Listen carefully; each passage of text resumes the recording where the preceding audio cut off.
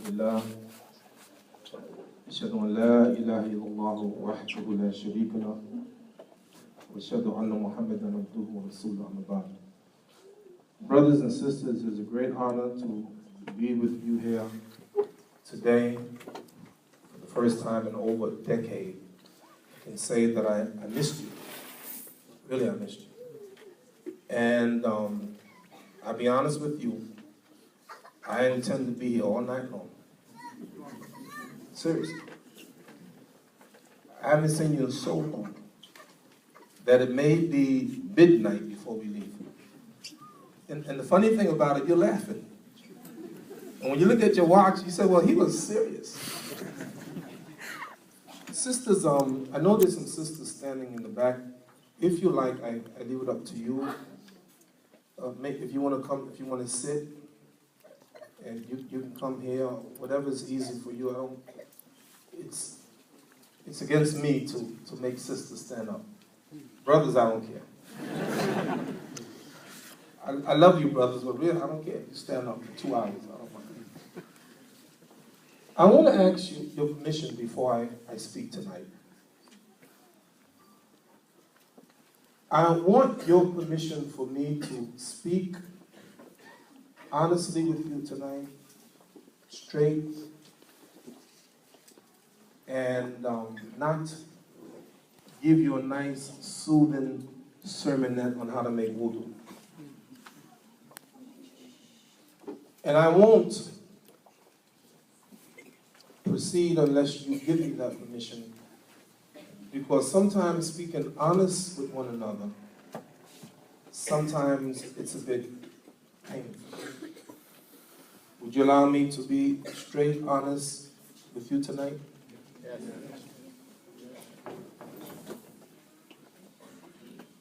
I want to talk about attitude. Because everything begins with attitude. Someone asked the question, how long will the building stand? Answer, how strong is the foundation? The foundation is the key to everything. We stand on the shoulders of the Messenger of Allah alayhi salatu wasalam and his companions. We exist today. Islam exists today because of the great work that they did 1400 years ago. And if we're going to make a difference in Bradford, Birmingham, and London, and all of the United Kingdom, and in America, then we must make sure that the foundation is right. Years ago, there was a very famous song in America. I'm going to sing it for you now. Why do people laugh when I say that? It was sung by a woman, they called her the Queen of Soul, Aretha Franklin. She said, take a look in the mirror, but don't look too close. You might find the one you hate the most. Years ago, there was a very popular mayor in New York City named Mayor Ed Koch, the 105th mayor of New York City. And we were together at a television station. He looked at me and said, Imaam Siraaj, how am I doing? This was a question he asked everyone, how am I doing? Every once in a while, every one of us must ask ourselves the question, how am I doing? How am I doing as an imam? How am I doing as the president of the organization? How am I doing as a father, as a mother? How am I doing as a Muslim? And the question is, how is the ummah doing? And you, if you're going to be an agent for change, you as a Muslim must ask the question, how am I doing? And if we're not doing that well, then we have to be strong enough, A, to admit it, and B, to change it. Because we have a tremendous job to do. Where do the Muslims stand compared to the people of the world? This huge planet, 196,940,000 square miles, 2 billion Christians, 1,500,000,000 Muslims, 950 million Hindu, 450 million Buddhists, and 15 million Jews. If you look at the Muslims around the world, Islam and the Muslims are growing in unbelievable numbers. They are building a masjid right now in Moscow that would accommodate 60,000 worshippers. The numbers of the Muslims is growing. Google on your smartphone a report that came out 2 years ago that said that faith is shifting, drifting, or vanishing outright. That report said that the number of people in America who call themselves Christians in the last generation has decreased by 11%. The report went on to say that the Jews show a steady decline. But the number of Muslims in the last generation in America has doubled. And everywhere you look, there's not a place on this earth except you find Muslims. We're growing in unbelievable numbers. But why? 3 reasons. Number one, Muslims have more babies than anyone else. I'm guilty. I have 9 children. And I have added to the growth of the Muslims in the world.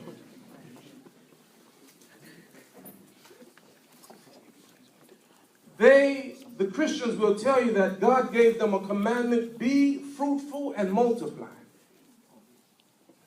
It used to be that way, not anymore. 17 European nations have a negative birth rate, which means that there are more people dying than being born. Every 2 seconds in the world, 9 babies are born and 3 people die. To give you an example of how bad it's become, in Italy, I study these things. It is predicted that by the year 2050, 60% of the Italians will have no brother, no sister, no uncle, no aunt, no cousins. Imagine. So when you look around the world, then the women are having less babies. In France, I think it is, they call them dinks, D-I-N-K-S. It means double income, husband and wife working, no children. People are getting married less. And when they get married, they're having less and less children. So number one, our ratings are increasing because we're having children. That's good. Number two, immigration. Muslims are migrating around the world. 1/3 of the Muslim Ummah live in non-Muslim countries. Where do you find them? You find them in Great Britain. Where do you find them? You find them in Germany. You find them in France. 10% of the population of France. 10% of the population of France are Muslim. You find them in Africa. You find them in Asia. Muslims are migrating. May Allah bless your efforts for Syria. I went this year to Saturday, Salt Lake City, Utah. Raised $250,000 for Syria. The next day we flew to Denver, Colorado, raised $350,000 for Syria. It's important. But it's important for you to know as a Muslim, because I want to be honest with you today, there are 15 million refugees in the world. 70% of the refugees are Muslims. And a lot of these Muslims are not oppressed by the West. They are oppressed by their own people. 100,000 Syrians dead. They didn't kill themselves. Who killed them? So Muslims must begin to take a look at ourselves. We're growing, yes, but why are we growing? We're growing because of birth, and we're growing because of immigration. Muslims find themselves migrating in countries in the West. And then the third thing, which is my favorite. We are growing because people are taking Shahada. People are becoming Muslims. People hear about Islam and they love it, and they bear witness to the oneness of Allah, and that Muhammad, peace and blessing be upon him, is the messenger of Allah. So the ranks of the Muslims are growing. But be careful. Every Muslim masjid, every Muslim organization have two doors. It have a front door by which people become Muslims. Imaam Siraaj came to that door. Imam Sheikh Hamza Yusuf came to that door. Abdullah Hakim Quick, Bilal Phillips, Abdullah Hakim Jackson, Suhaib Webb.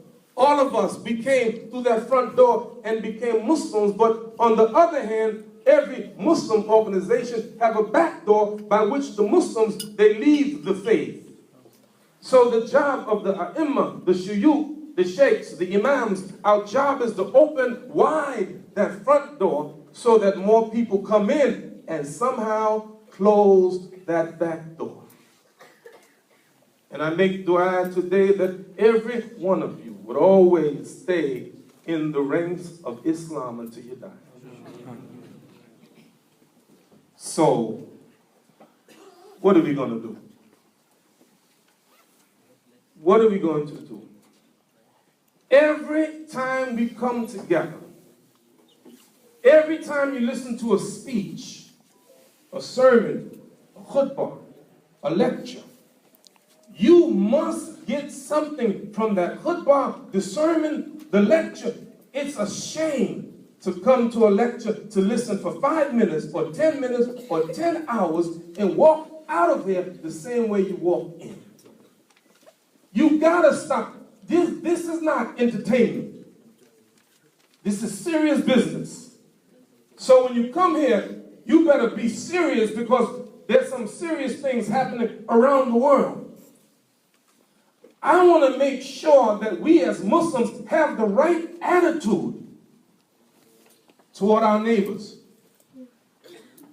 toward the people in Bradford, toward our neighbors in the United Kingdom, toward our neighbors in Europe, and our neighbors in America, and our neighbors in Africa. I want to make sure that we have the right attitude, and it's the attitude of Muhammad sallallahu alaihi wasallam, and not someone else's attitude. So tonight, for a few moments, I want to talk to you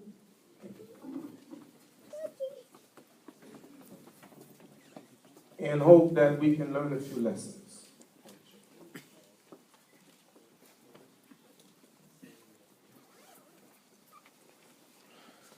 Never forget what our mission is. Prophet Muhammad, peace and blessing be upon him, said that every prophet that came to their people. وَإِذْ قَالَ مُوسَى لِقَوْمِهِ, and when Moses said to his people, وَإِذْ قَالَ عِيسَى ابْنُ مَرْيَمَ يَا بَنِي إِسْرَائِيلَ إِنِّي رَسُولُ اللَّهِ إِلَيْكُمْ, and when Jesus said, O children of Israel, I am the messenger of Allah to you. Kul. This is a very beautiful word that you find in the Quran. Kul. Kul hu Allahu ahad. Kul, say. No, I don't want you to say.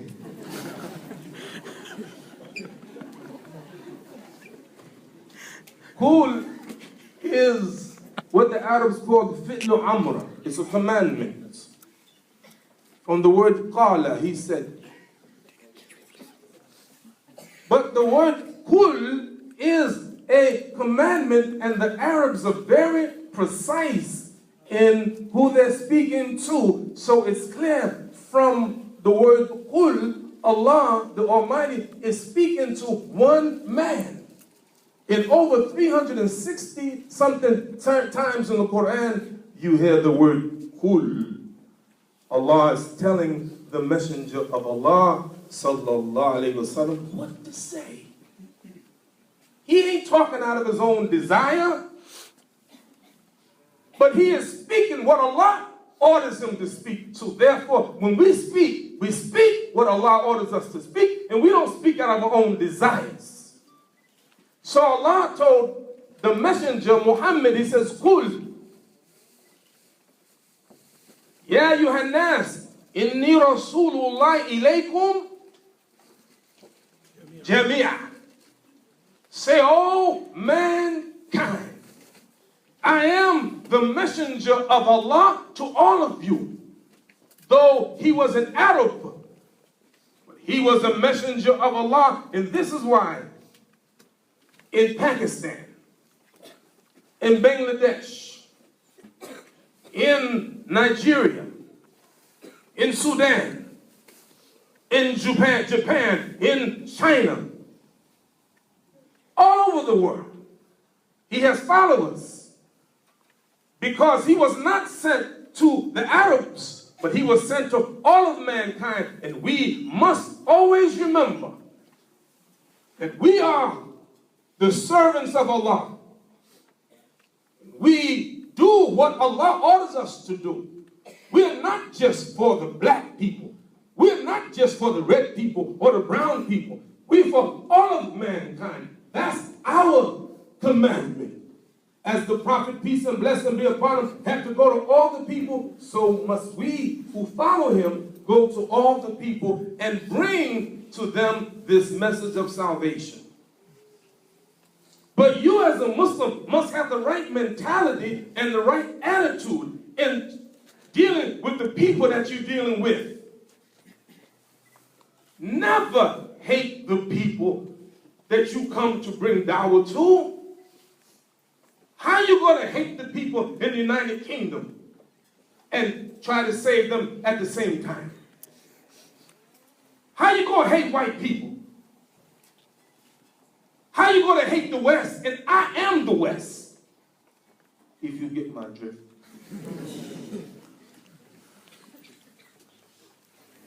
And so the prophet, peace and blessing be upon him, is teaching us, Allah and his messenger is teaching us even how to approach the people. For instance, the prophet, peace and blessing be upon him, said, and by the way, I want to say this, on the way here from U.S., I'm reading the magazine, you know, there's a big movement going on now, denying that Adam and Eve were the first parents of man. That's a big movement among the Christians. And for us, we always believe it. The prophet, peace and blessing be upon him, said, الناس كلهم بنو آدم وآدم من تراب. Mankind, all of them are the children of Adam, and Adam was created from dust. We believe it. The Jews believe it. The Christians believe it. The Muslims believe the origin of man, Adam and his wife Hawa, they call her Eve, and we accept it.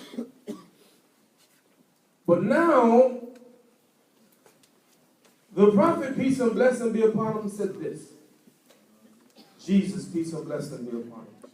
I used to be a Christian. How many of you used to be Christians? Raise my hand. Okay, good.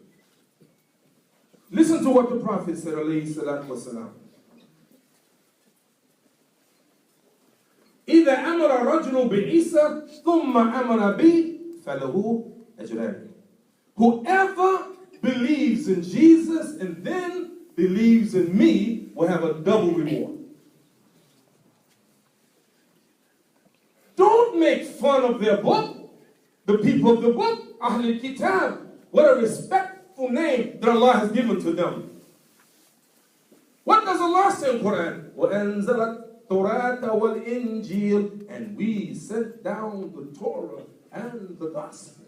Where does it come from? It comes from Allah. Allah said it. What does Allah say about the Torah? فِيهَا هُدًى وَنُورٌ.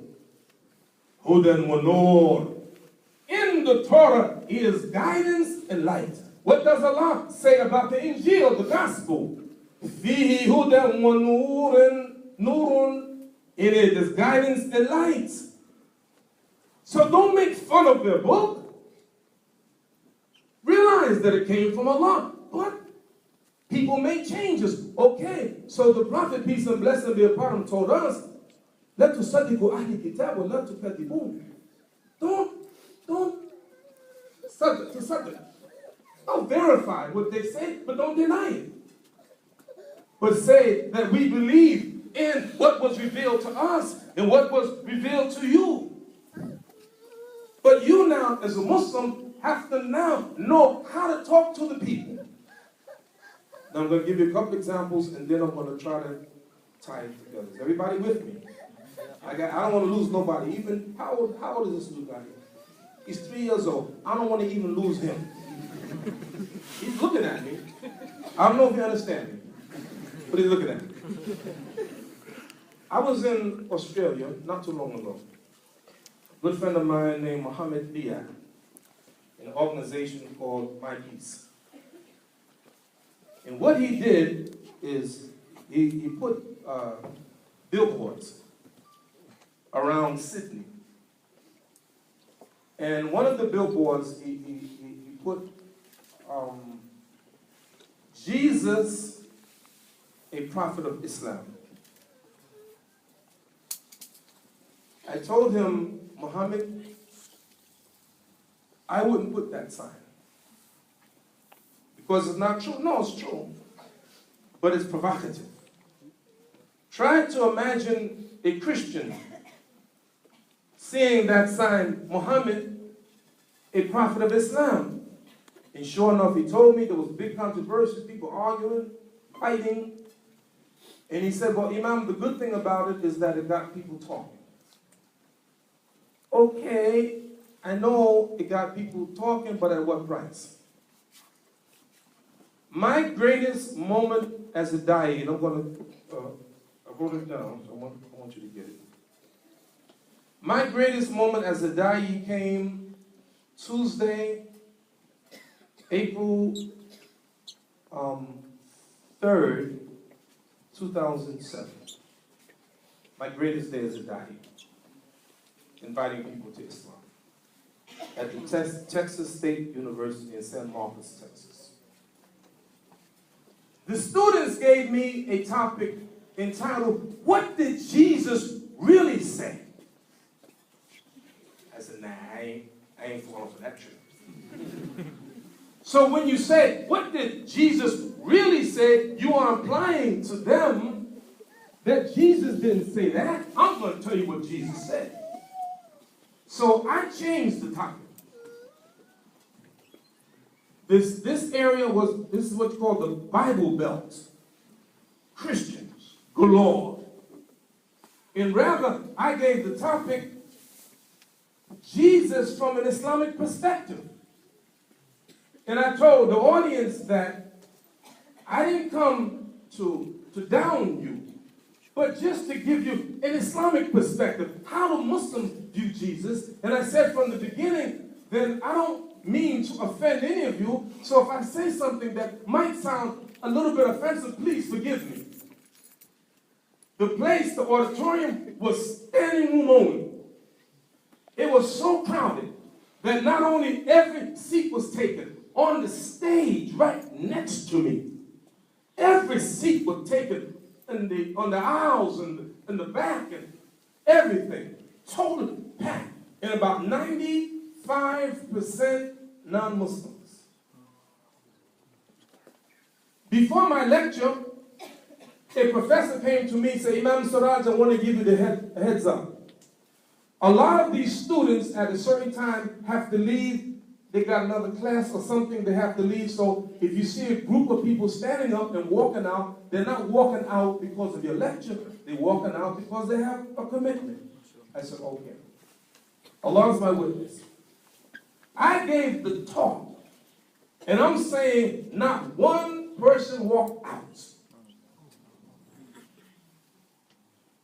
When the lecture was over, I said, we're going to excuse ourselves for 10 minutes. We have to make prayer. I knew that once we go make prayer, they're going to go. I knew that. I knew that. Listen, mashallah. We went and made prayer and came back. Nobody left. They stood there. They stayed there on the ground, standing everywhere. No one left. And the professor who introduced me, he stood up and said, Imaam Siraaj, the entire school ought to have heard that lecture.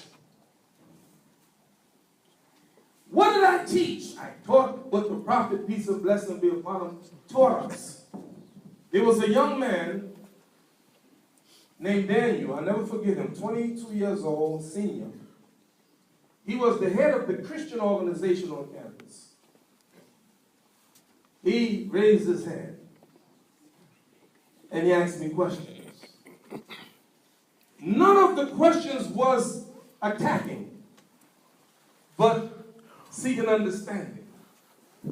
And wallahi, I felt that this man is going to become Muslim. When the lecture was over, he came to me talking, discussing, learning. This was in April. May, June, July. I'm sitting in my office, I get a letter from this woman who said to me, Imaam Siraaj, I got your address from my son. He attended your lecture at the university. Daniel, you had a tremendous impact on him. I found your card in his wallet.